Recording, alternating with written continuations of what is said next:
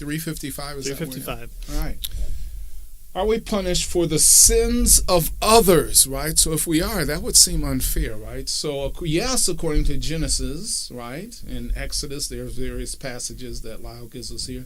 But no, according to Deuteronomy, in chapter 24, 2 Kings, and that sort of thing. So that's the question. Are we punished for the sins of others, right? Right. So like Exodus 25 says, you shall not bow down to them or serve them, for I am Yahweh your God, and am a jealous God, visiting the iniquity of the fathers on the children to the third and fourth generations of those who hate me. Wow, so that seems like we are in generationals, right? Yeah, that they're punished. And then, let me find my next one. Deuteronomy 24:16, fathers shall not be put to death because of their children, nor shall children be put to death because of their fathers, for each one shall be put to death for his own sin. So no, we're not punished. We're for other people's sins. We're put to death or punished in this, for our own sins. So which is it? Right. Well, again, so what Lyle suggests, there are several things going on here. There is the naturalistic fallacy, the equivocation fallacy, and the failure to read the text carefully. Right? Because there's a lot of verses here. Yeah, yeah, he gives us multiple verses here, not just the two. So punishment, he says, can simply mean suffering, as when a boxer takes a lot of punishment, right? So, yeah. So that doesn't mean that the boxer has done anything wrong, except maybe put his face in front of somebody else's boxing glove, right? Yeah. Or it can punishment can also refer specifically to suffering that is intended to inflict a penalty for a crime. So either it can mean punishment can mean suffering, or it can mean penalty for a crime, like being put to death. Yeah, right.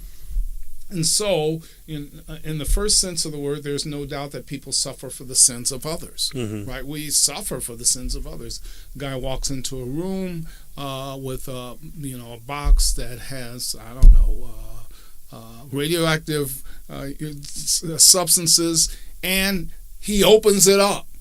Guess what? Everybody is exposed for his act, and everybody suffers as a result of his act, right? So we wouldn't say that's punishment, right? That's a natural outworking of what he did there, right? And so suffering, so there was no penalty for that particular act, right? A consequence. But there was a consequence as a result of his act. So right? we'd see that with people who are addicted to gambling or alcohol. There are financial repercussions because of that, where other people in the family suffer. The sin by the person doesn't just affect, especially in a family setting, which is kind of the understanding of the commands here in the giving of the law. That would tend to affect the children, the wife, the household, the servants, the animals, you name it, especially if it's from the head of the patriarch. In fact, even if a person is punished in terms of a penalty because of their wrongdoing, sometimes that can result in suffering, right? A father who's the head of the household, who has the income, is convicted of some crime and put in jail. Now notice that causes children and spouse to have to suffer because of what happened to them. But again, that's the consequences, right? Yeah. But we don't then say the father killed another man, and so the father dies, and also the sons die, and the wife dies, and whoever else you want to mediate the punishment out. Right. So separately, he says, Lyle, we might ask, should we intentionally inflict punishment on people for the sins of others? And of course, the answer is no. Right? We don't do that. That is not right. That is unjust. Right?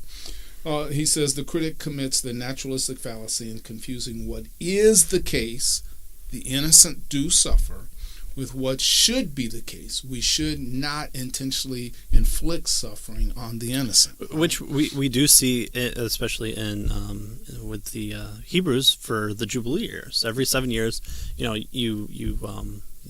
property is returned.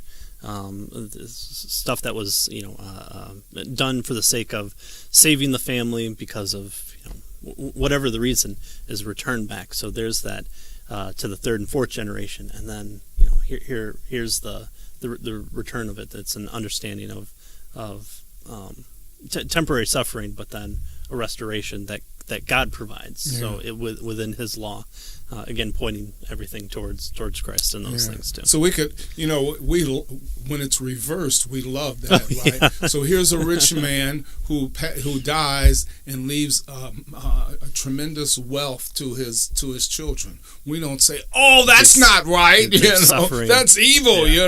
No, we say, we do the happy dance for that. Yes. Yeah. All right, so yes, and are we punished for other people's sin? Not in the terms of where we ought not be, in terms of penalty for their crime, but suffering as a result of their misdeeds that can happen, right? A consequence of what happened.